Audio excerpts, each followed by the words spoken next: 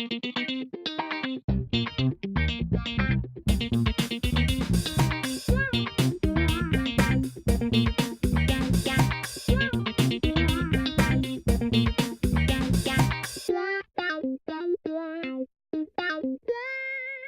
everyone, welcome to the 7th episode of the Tom Talks podcast with myself, Tom Randall. In this episode, I talk with Manpreet Abrol about North Korea. Our conversation is wide-ranging and provides a lot of historical context to make sense of the ongoing international tensions with North Korea's nuclear program. We discuss North Korea's founding as a nation, the living conditions of citizens under the North Korean dictatorship, how the North Koreans came to acquire nuclear weapons, and the complicated international furore that surrounds North Korea's nuclear capabilities. Ultimately, we try to answer, should we be worried? Manpreet Abrol is a master's graduate from the University of Western Ontario, with much of his research focusing on the history of North Korea and its nuclear weapons program. He has been published in Peace magazine and has given seminars on the topic too. He is also a graduate from the University of Toronto in the field of political science and international relations. With that, I give you Manpreet. So with me is Manpreet Abrol. Manpreet, welcome to the podcast. Thanks for having me. So I'm glad that you're here because I need to try and make sense of what's going on with North Korea and their nuclear capabilities at the minute. So I remember attending a talk that you did once where you were talking about your research on North Korea's nuclear capabilities. And I remember at the time thinking, is this something that I actually need to be worried about? Do they actually have these kinds of capabilities? Given what's going on at the minute with the recent political tensions, do we need to be worried? Do they have nuclear capabilities? In all honesty, yes, they do. Now, the extent to how developed these nuclear capabilities are is up for debate. And the reason why I say that is because they almost come flying in at every given point. You'll have the American Intelligence Agency believing one thing. You'll have the New York Times publishing something else. The Washington Post believing that they've had almost like these miniature nuclear capabilities for many years now. And then every time you read a new report, it sort of says like, oh, we have it again. Or, oh, they just developed it. So these reports are almost sporadic in a sense. But in my personal opinion, based on all the research I've done, yes, I think they've had nuclear capabilities for a long time. I think it was fully established when they tested their first nuclear weapon, or I guess nuclear bomb per se, in October 2006. So that was sort of like the big wake up call for the entire world to sort of take them more seriously as what I believe what they were trying to do. Okay, so could you speak to maybe the history of how we've reached this point? So where did they start from and how did they get to today? Well, North Korea's had I guess not even just North Korea, but the Korean Peninsula itself has had a very turbulent history. They were under Japanese rule from the beginning to mid to late 19th centuries when it first started, and before that they were under a Chinese occupation. And essentially this Japanese rule was very brutish, very violent. It was almost like a cultural cleansing, so to speak, because the Japanese tried to expand their culture into the Korean Peninsula, their religion, traditions, the government structure, and in a way, the Koreans on the peninsula didn't really have, or they were trying to wipe away their sense of identity, which is relatively horrible. And right after World War II concluded, then the Soviets took over, almost similar to what happened in Germany with the Berlin Wall. The 38th parallel was almost divided in half, where the United States took the southern side, and then the communists took the northern side. The Soviets took the northern side. And from that point on, you also had the same type of mentality or the same type of rule that affected East Berlin, almost had an identical impact on the northern Korean peninsula. They were North Korea at the time. They became North Korea later when the Soviets let go of their rule. And essentially what happened from that point onward was where the United States was governing the South, the Russians were governing the North, and they were implementing communist ideology, almost doing exactly what the Japanese did, just maybe not as intense, but that can be debated. And essentially after the Korean War was done, when the North invaded the South, both countries who were acting quote unquote as a trusteeship, obviously they went further than that, dispersed, and essentially what happened after was North Korea became its own state, and its nuclear weapons program actually didn't start officially until the mid 1950s, but North Korea started fighting for their independence in December of 1967. That was when Kim Il Sung was officially dubbed the first leader of, and he's now known as the eternal leader of North Korea. And essentially, he gave this speech. It's a long title, so bear with me. It was called "Let Us Defend the Revolutionary Spirit of Independence, Self-Reliance, and Self-Defense More Thoroughly in All Fields of State Activities." It's catchy. So it's very catchy. I mean, it just rolls off the tongue there. And yeah, so that happened in December of 1967, which sparked their independence movement and pretty much became their own independent state afterwards, drafting their constitution and adopting this ideology called Juche, which essentially translates into self-reliance. So to sort of broaden or define that a little bit more, not relying on any outside sources, and you know what, you can actually understand that considering what they went through for centuries with both the Japanese and the Soviets, and relying on their own resources, their own power, and their own will to sort of help them develop and mature their economy. This actually worked out surprisingly well for a longer period of time, in contrast to neoliberalist theory. But the actual onset of their nuclear weapons program became almost as a form of defense, because what had happened was after the Korean War, once it had concluded, America had still had a presence in South Korea. And pretty much what happened was North Koreans felt this as like a form of aggression, like a form of intimidation, and they weren't really happy with this, to say the very least. And considering that America had been an atomic power since 1945, no other nuclear state at the time, China and Russia, I believe, were nuclear states at the time as well, didn't really want to interfere with the United States just because Hiroshima and Nagasaki was so fresh. And I guess that's when North Korea sort of took it to themselves to take control of their own defense and their own fate. And I think that's sort of when it started. So how have North Korea come to acquire these weapons? I mean, I see that they mostly got them on the black market. Is that right? Mm-hmm. How they acquired these nuclear weapons, I don't believe it was the black market. I believe it has been years of uranium enrichment and mining almost of these minerals and of these materials, and they've acquired it through many decades. The six-party talks. Some scholars argue that they were just a tool to buy time and a tool for them to continue proliferation, with almost like the world letting its guard down.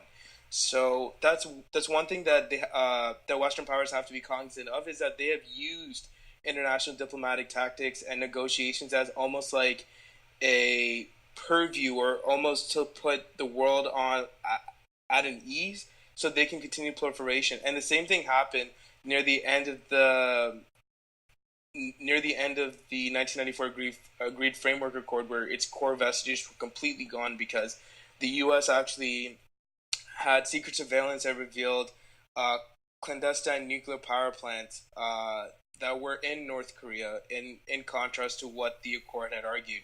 So that's one thing to keep in mind as to exactly how they have acquired these nuclear weapons. I don't believe it's through the black market. I believe they have done it themselves. Now, this is not to say that the economic reparations from China and Russia have not assisted in their development, because for a state to have a GDP per capita of 1,000, it's not necessarily opening any doors for your military advancement.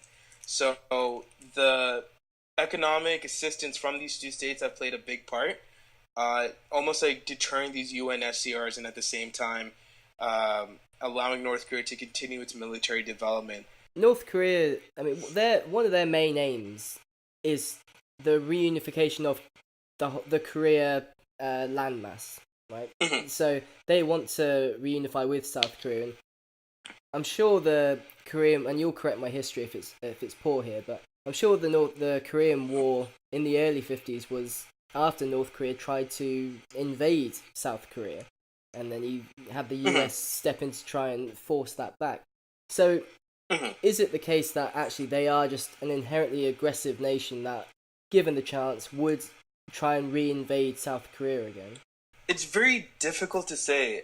It's not completely almost outrageous to say that they wouldn't attempt it at any given point because and the one thing that scholars can never put their finger on a particular thing is because they're so unpredictable with their nuclear weapons program, for example. It's very hard to predict where it's going, how much it's progressed, just because of the opacity that that state exercises. But is it, in my opinion, is the South Korean invasion actually likely or plausible? I would say no, because the United States has had a very strong military presence there ever since the 38th parallel was almost divided into the North and South, and ever since then, the United States has almost ceased to let go of their base around. I think it's almost like the Greater Seoul area. Can't exactly say the name, so I won't exactly try to butcher it there, but they've had a military presence there for a very long time, and for this North to invade, I believe they would be provoking a nuclear power. And I'm a strong like, and this can obviously be debated among scholars, and it can be a controversial view. But just from my research, I'm almost a believer in the mutually assured destruction principle under the realist paradigm. So for those who don't know what that is, it essentially says that one nuclear state is not likely to attack another because both would result in extremely cataclysmic damages, and that can easily be debated because some can say that North Korea is not rational, and for this theory to almost hold its ground, unitary actors need to be rational. But I believe their moves are extremely calculated, so I don't believe they're going to be attacking the South anytime soon. Would they like reunification? Of course they would, because they've attempted it before.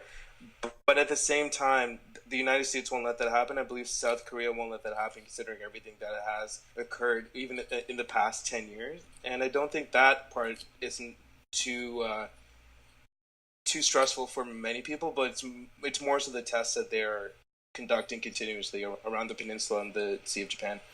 That was actually one of the questions I was going to ask you, especially about that mutually assured destruction. So, do you think it would be a good thing just to let North Korea have a nuclear weapons? It seems to be a very silly thing to say, well, let North Korea have the nuclear weapon because then it would equalize balance of power, but that doesn't seem right, does it? It doesn't seem right, but at the same time, what North Korea has almost exercised or based on international jurisprudence, what we've seen since the ratification of the NPT, I believe it was around 1972 is when it was officially ratified, and I believe it was signed around 1967, 1968. But we've seen two major states who were signatories at the time develop nuclear weapons and essentially become normalized nuclear powers in the in almost like a post NPT world, and those two powers are India and Pakistan. So, if North Korea is actually analyzing their nuclear proliferation on those two precedents, what had happened with India and Pakistan was while they were acquiring nuclear weapons, they were met with a lot of hostility between themselves and nuclear weapon states. So China, United States, France, Britain, Russia, and what had happened afterwards, where even if you want to look at it as almost sort of like a parabolic graph, where tensions kept rising up until proliferation was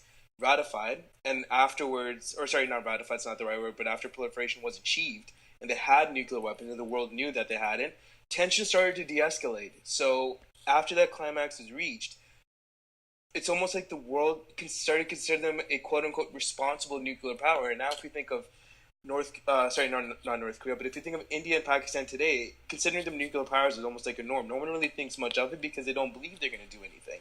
And I think that is what North Korea has been trying to achieve with their nuclear weapons program as well. And obviously, it's more complex, but at the same time, I think they're trying to become a normalized nuclear power, and they're probably thinking, you know what, if it has happened before, why can't it happen again? I suppose one of the dangers is that North Korea seems to be very explicit and open about their trying to show off their armies and their tanks and big rallies in their capital. Why does North Korea feel the need to do that? Is it they just feel threatened by the US and South Korea? Well, that's actually a great question, and a potential reason is, well, there's two actually. They consider themselves a military first state, so a majority of their GDP actually goes towards military investment, and a good chunk of it goes towards their nuclear proliferations program. So, having ironically one of the biggest militaries in terms of per capita, it's not surprising at all that they sort of highlight every new advancement in technology that they possibly can. So showing that they're a strong state, that's the sort of image they invoke towards their populace, showing that they are a force to be reckoned with almost, and the same type of message is crossed over to through their state media, and on top of that, through the images that they release to the Western powers.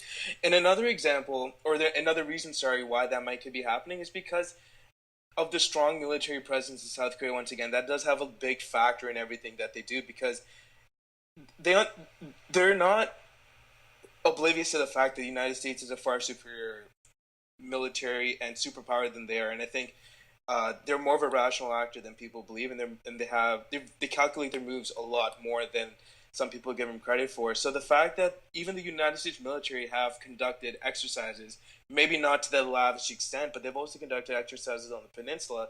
This is almost like a North Korean retaliation, just to show that, hey, we are still here. Don't take your eyes off of us, because we can do some serious damage.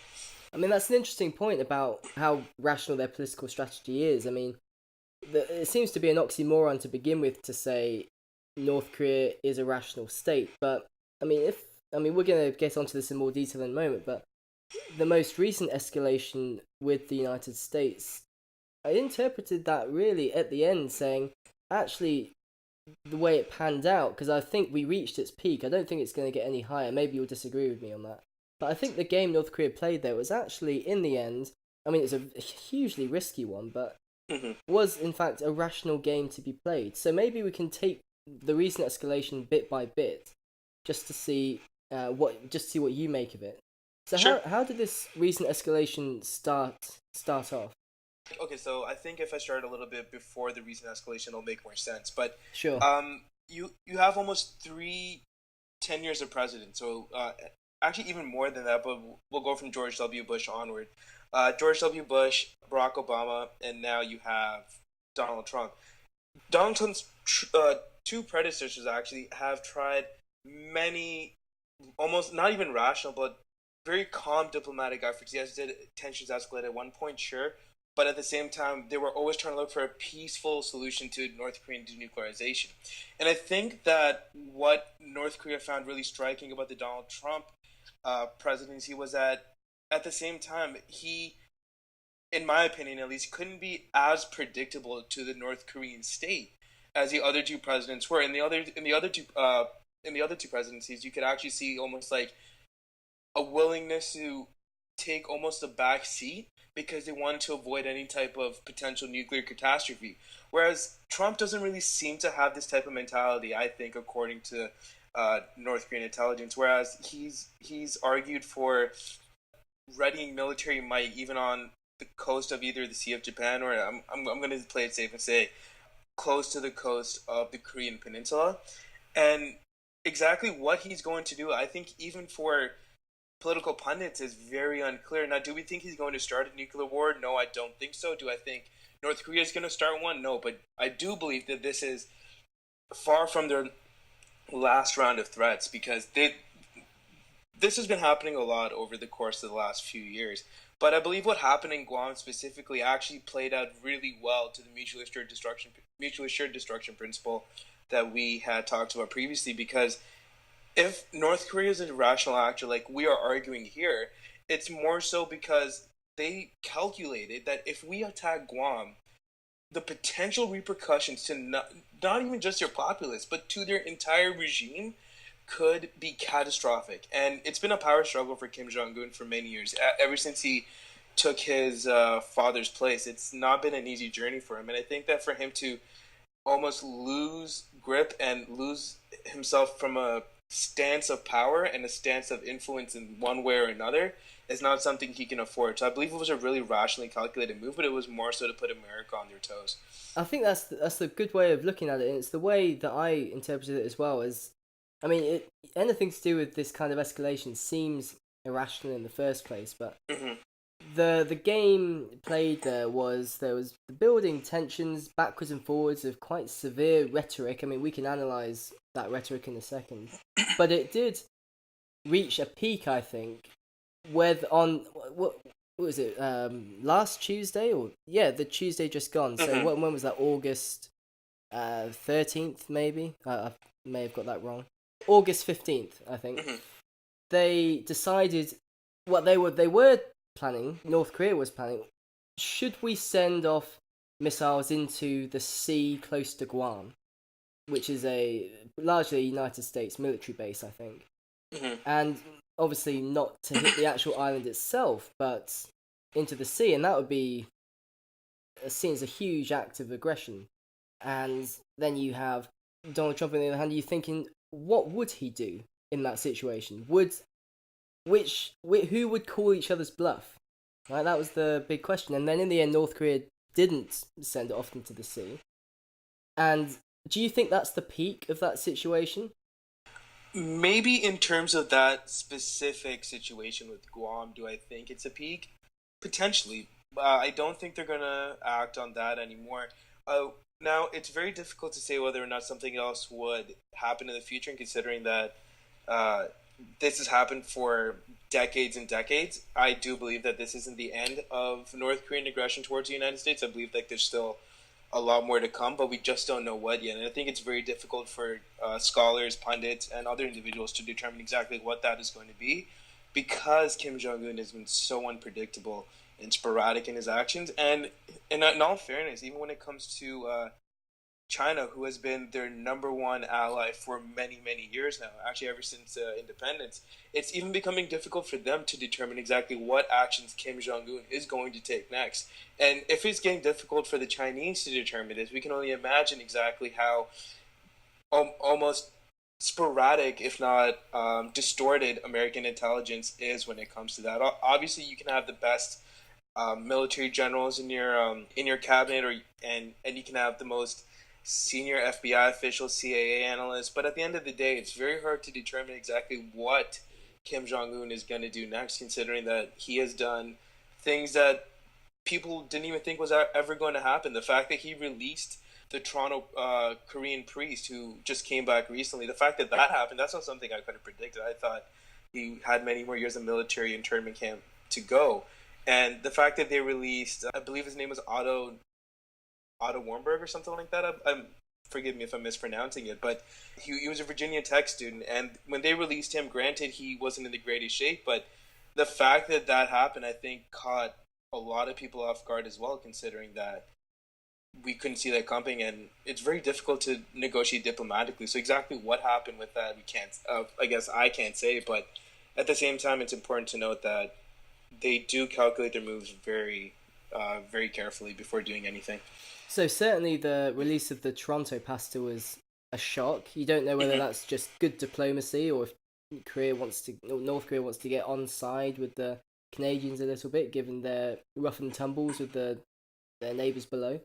Hmm. But do you think the release of the Virginia Tech student was certainly a bit more calculated? They probably saw that he was on the brink of death and thought, well, which would be better, that we release him before he dies, because I'm pretty sure he died within the week after he got sent Hmm. back to the US.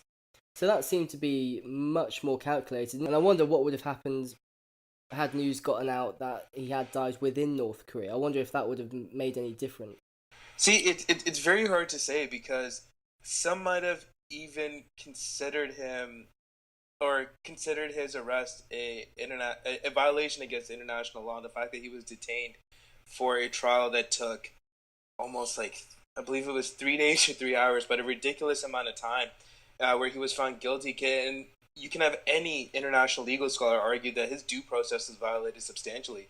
Now, the reason why I found it as a surprise is because North Korea has been almost immune to any international sanction that has been put on them, and over the course of, you can even say 2006 onward, we'll go from their first nuclear weapons test. They've had United Nations Security Council resolutions. I'll refer to them as UNCRs from this point onward. It hasn't really made much of a difference. And granted, China has helped them economically and Russia has helped them economically. But at the same time, these sanctions, no matter how much the international community tries, they always seem to sort of get by. And they don't necessarily seem to care too much about these resolutions. So at the same time, it's maybe they feel like the world isn't going to intervene because of the nuclear weapons and because of the way that they have behaved, or people might think we're going to try to save one life but sacrifice millions. So that might also be a rational thought as well. So I think all these things are calculated uh, prior to any action that they take. But at the same time, when it comes to the Virginia Tech student, I think it's important to note that that could have even been a message. So because they sent him back at the brink of death almost, it's important to note that they could have even said, hey, don't let anyone come here and try to mess with us because this is a condition that they'll be in kind of thing. So it's very difficult to say, but it's definitely open to interpretation.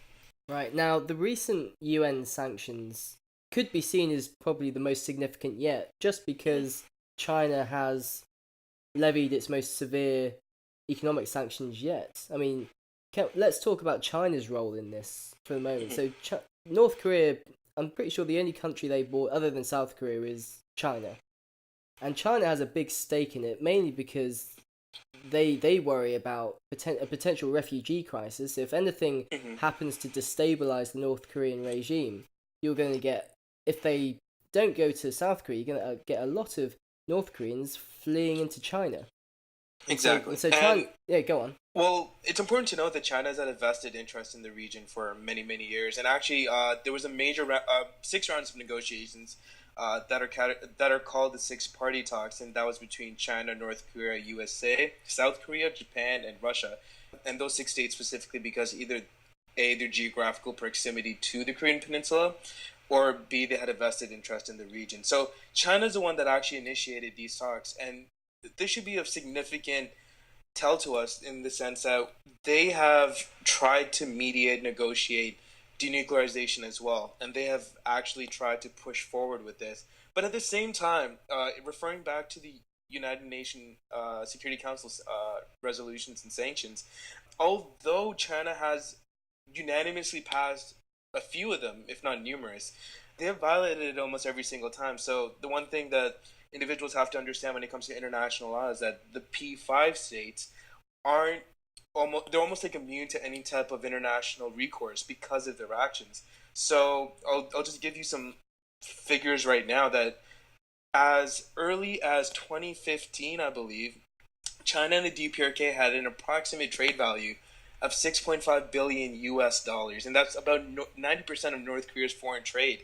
And just to add on, Russia actually committed to $1 billion of trade in USD by 2020. So, and this was amidst all the sanctions that the United Nations Security Council unanimously passed. So this is not necessarily to say that just because China has levied more economic sanctions against North Korea, that they're not going to essentially take a step back and almost go towards what they've done before. Now, obviously, it's too soon to say exactly if history is going to repeat itself. But the one thing that we have to understand is that it's happened before. So I think that just because Security Council sanctions were passed again, that's not to say that they're going to be as effective or effective at all.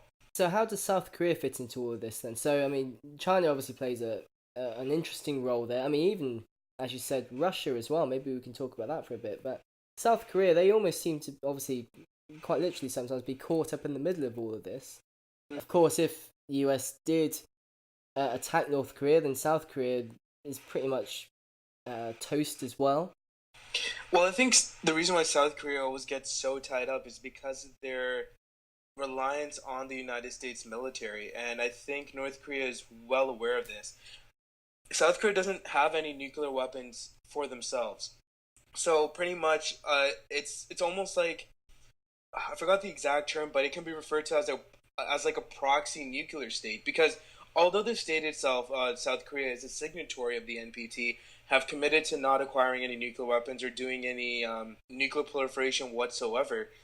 The United States is almost like a nuclear power there. Therefore, North Korea actually considers them a nuclear state. Now, obviously, that's implied rather than tangibly enforced, but at the same time, that has actually increased tensions. And I know for a fact that they have called for the expulsion of the United States military, but both South Korea and the U.S. have refused to go, which has obviously increased tensions as well. So obviously, although South Korea itself, if you just want to focus on their militaristic capabilities, have no actual reason to attack the North, but it's because of the United States military presence there that the North keeps provoking the South, I believe.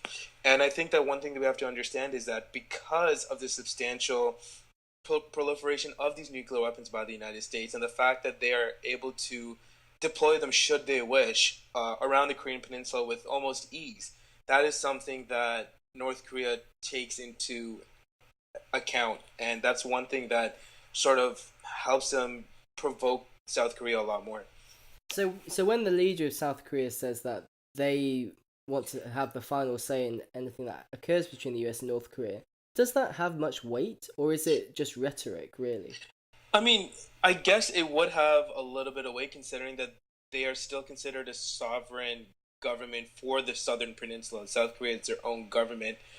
So for any international resolution or bilateral or trilateral resolution that is supposed to affect the Korean Peninsula, South Korea should have a good say in it.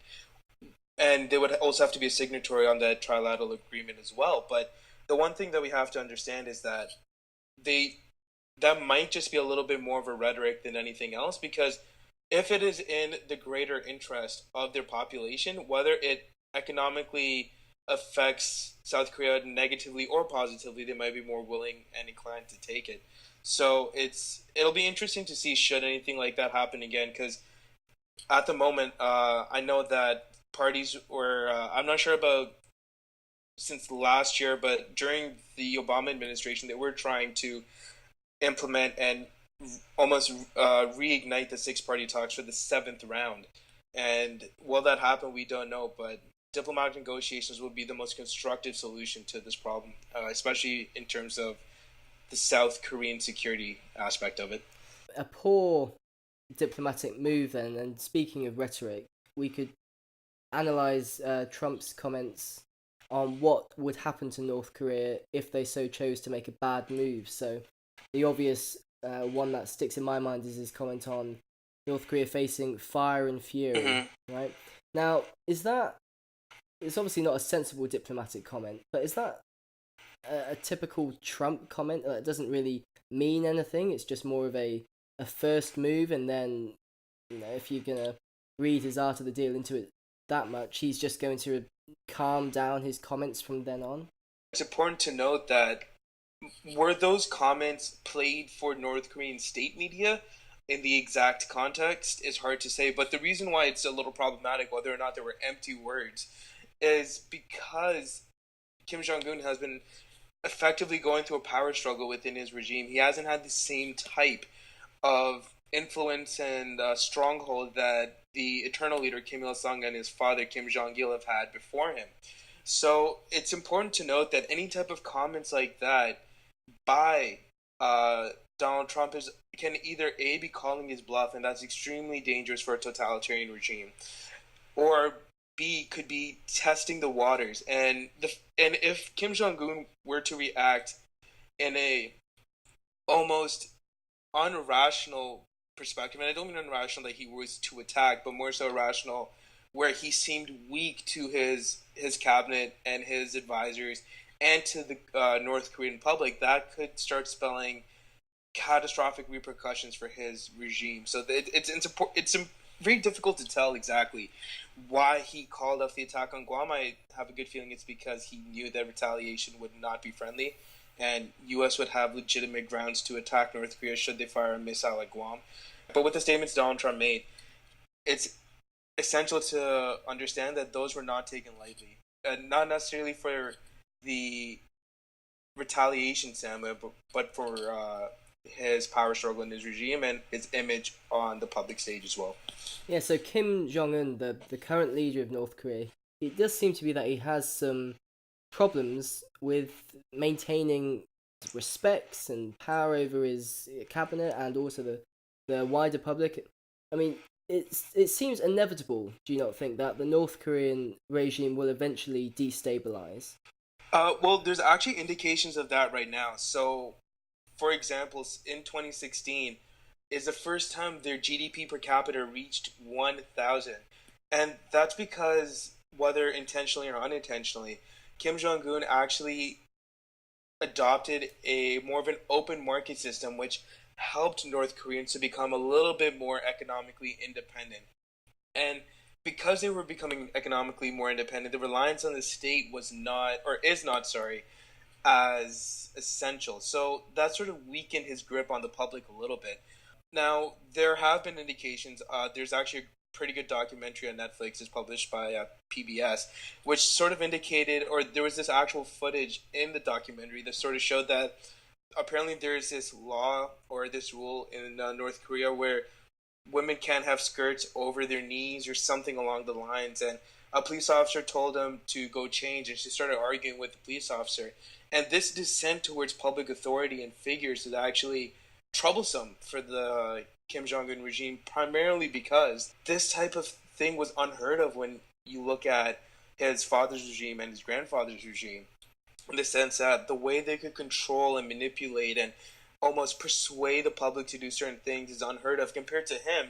Now, this is not to say that he's not idolized. This is not to say that he's not admired and he's not considered the greatest human being that is on planet Earth right now, according to North Koreans, I'm sure. But it's a much bigger shift and a much bigger change. So I feel like unintentionally he is he's letting the grip go, but he's trying not to at the same time. And this increase to the 1,000 GDP per capita, which to a Western nation that seems extremely impoverished, and it definitely is. But because of this, his power has sort of been dismantling slowly, slowly. And I think that because of this happening, it's almost inevitable that maybe not under his rule, but maybe a couple generations from now, we can see a very weak totalitarian regime or not one at all. So how brainwashed are the North Koreans then? So, I mean, when we saw the footage of the various North Koreans wailing after the death of Kim Jong-il, it was almost hysterical. Yeah. Right? Are they actually that brainwashed, or was that really just public display so that they don't get caught or arrested? Well, just based on what I've read, I think that brainwashed, I guess, is a right and wrong term at the same time, because we have to understand that in these regimes, the education system is entirely different. And what I mean by that is these individuals are taught at a very young age, or their history is almost like rewritten for them at a very young age, where they're learned to adore these supreme and eternal leaders, in the sense that they've grown up idolizing this individual. So I guess brainwash is the right word, but at the same time, you're learned this behavior as a child, and you're learned certain things as a child, which you then carry on into the adult world. But at the same time, I don't know if they were brainwashed necessarily during the old regimes, or I guess the previous regimes, but they were definitely more inclined and more loyal to the supreme leader and the eternal leader. The loyalty and the almost like this admiration for the two leaders is entirely different in comparison to the third one. Now, was that loyalty, or was it just suppression of them? Well, it depends on the perspective you look like. If you're grown up a certain way your entire life, you're not going to know exactly if you're suppressed or not. So, for example, if you're confined, I don't know if you've ever seen this movie by Jim Carrey. I think it's called the Truman Show. Yes. Yeah. So imagine, for example, if you never found out he was on the show, imagine you go through your entire life knowing one thing. You don't necessarily know you're oppressed. It's just life to you. Whereas if you look at it from a third party perspective, for example, the people actually watching the show, you're like, oh, it looks like a nice town, but imagine being on an island for that long, or imagine being in this bubble, this same town your whole life. And, it gets very, if for an outsider, it seems suppressed, but for an actual person living in that scenario, it may not be the same way. Now, I'm not saying that curiosity doesn't run and it doesn't play a factor, and I'm sure that there's obviously individuals out there who have felt suppressed, but I feel like as a whole, especially when you're a child or when you're an adolescent or a teen, it's less obvious and it's less evident. So I think it might be becoming more self-evident that the North Koreans do feel suppressed if they didn't at least maybe feel it before. I mean, I'm sure I read in The Economist the importance of the USB. So you have people leaving North Korea into China, and then smuggling back information on these USB ports and spreading it that way, and having radio stations that can get the frequency of South Korean radio stations as well. There does seem to be bubbling there. I mean, the bubbling. I mean, But I mean, to be fair, I've been thinking this for the past sort of 5 years, and I can't say anything's majorly changed in those 5 years. Hmm. But Well, I'm sure there is a bubbling. yeah, I'm sure there is too, and there's also been that the documentary I mentioned previously. There has been an infiltration of Western media into North Korea as well, same through smuggling and through random holes at borders that people seem to find there, and that infiltration of U.S. movies and U.S. media is also playing a part into almost like the dismantling of Kim Jong Un's totalitarian regime. But like you just mentioned, in the 5 years we haven't seen a difference, and change comes extremely slowly. This is not something like that can be overthrown in the next 10, 15 years per se. But this is something that change will happen. It'll take time, and we have to understand that if you look at it in terms of lifestyle and habits that the Korean Peninsula has had for generations now, centuries even if you want to go back, they've always been under some, or the North Koreans have always been under some type of control, some type of influence from a third party, not necessarily being able to express themselves and their culture in a way that they have wanted to. So with the Chinese occupation and the Japanese occupation, and that is something to consider as well. Maybe that could play a role, but that wouldn't really be a political aspect. That would be a more so sociological study than anything else. I wonder if there is a change, it would inevitably have to be violence, given North Korea's heavy investment in the military. I mean, well, you'd maybe expect even a military coup. It's very much possible, and I think that's pretty in the future. It all depends on how North Korea handles itself against the Donald Trump presidency and tenure for the next little while, because not necessarily to say that he's met his match, because that's a wrong way to put it, but more so you would now have an individual who is probably one of the most unpredictable presidents in terms of the stances he is going to take, the actions that he is going to execute in comparison to any other president in his tenure. So even during, if you want to look at it from the Cold War, Russia was always trying to analyze the U.S. and the U.S. was always trying to analyze Russia, and it was difficult for them. And those were quote unquote relatively rational leaders in comparison to Kim Jong Un and Donald Trump in their own respective state, obviously. So that's one thing that needs to be analyzed, is that a military coup definitely could happen, but it is all contingent on how he handles himself, at least for the next few years. If he can maintain his image to his party, uh, if he can maintain the same image to his citizenry, his populace, and that is ultimately a game of checks and balances that he is going to have to play. And it's gonna my answer could vary day by day. All depends on what's released, what has been studied, and exactly what are the updates with that state. But as of now, it's almost like a game of cat and mouse, and he's got to be very careful with that. Right. And so just to get back to something we talked about before, just before I forget, we talked about China's role in their economic dealings with North Korea, but you also mentioned Russia's role. And that's something that I hadn't initially thought about. I wonder if you could speak to how much of a interest does Russia have in North Korea? I think Russia's interest in North Korea stems primarily on two factors. If you want to look at bilateral relationships with Russia and China, they've always been on the same team. They've always worked together, and they're usually unanimous on their decisions at the United Nations Security Council. Uh, when I mean unanimous, I mean they usually vote the same as the other side. But and I guess we're sort of seeing the same type of pattern here, where when China makes a economic deal or a, I guess you can say, a type of treaty or negotiation with North Korea, we also see the same when it comes to Russia. So that trade example that I just gave, uh, China was a $6.4 billion trade partner with North Korea, and Russia shortly thereafter committed to a $1 billion trade with North Korea by 2020. So I think that has a little bit to do as well. It's also a little bit to do with the fact that they are neighboring states. So exporting of minerals, which is, I believe, North Korea's number one export. If I'm not mistaken, I might have to double check that one. But if that's the case, exporting these minerals to Russia is not exactly heavy on. It's not exactly an economic burden for either state, because they're connected, and because you have pretty good bilateral relations with both of them. So, or between each other, sorry. So, with that being said, it almost has to do with a geographic interest, a economic interest, and at the same time being on the same page with China, which has been a relatively stable or a relatively predictable pattern between China and Russia. Okay, so then just to end, then I saw just before we started in the news from Reuters that North Korea has told the United Nations that their nuclear capabilities are not up for negotiation. So, how do you think that will fare if nuclear capabilities of North Korea are here to stay?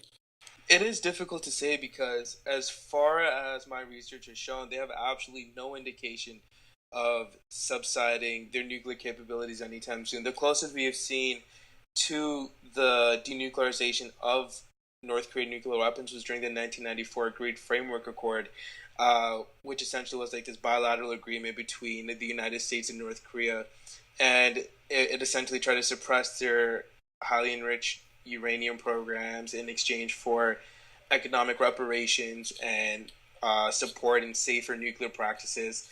But at the same time, for a very long time now, which is why I mentioned earlier that reports have been very, not really sporadic is not the right word, but reports have been varied. They haven't necessarily been too, like, they haven't followed a linear path, we'll say that. So you'll have one, say, for example, in 2015, you'll have one newspaper article say we North Korea has officially had the technology to launch a ICBM with a miniaturized nuclear weapon, and then you'll have the same type of report again a few months later saying now they have it, or you'll have it the next year saying they've officially acquired this technological development to have this ICBM launch now. So the reports have varied, and it's important to note that for many years now, it has been assumed, at least in the U.S. security realm, and as well as the scholarly realm as well, that North Korea has had the weapons technology to reach the coastline or the Pacific coastline, so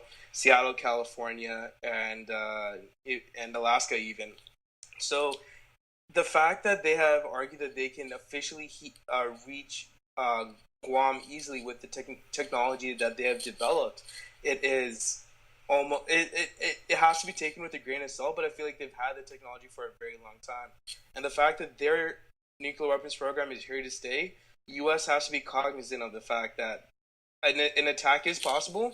So obviously, do defend, but at the same time, North Korea is, just because they have the nuclear weapons doesn't mean they're going to attack, and just because they continue development, it doesn't mean they're going to attack any part of the United States, just based on the mutually assured destruction principle, because the U.S. does have the intelligence and the capability to detect these attacks and at the same time deter them. And I don't think that just based on this equation of rationality, that North Korea is going to do anything that's going to jeopardize Kim Jong-un, his regime, and his population, and at large the Korean Peninsula. Yeah, I think that I'd probably agree with that. And one of the problems, as you say, is that the reports are so inconsistent, so you never know which report is most likely to be correct. Do you think there is the fear factor in these headlines that you see in the media just to gain readership? 100%. And I think, if I want to bring it back to my criminology degree and my little sociological background, media sensationalization is nothing new. And I think people have known that for a long time. No one's going to read a report that has a very bland headline like North Korean weapons remain the same as they were a few months ago.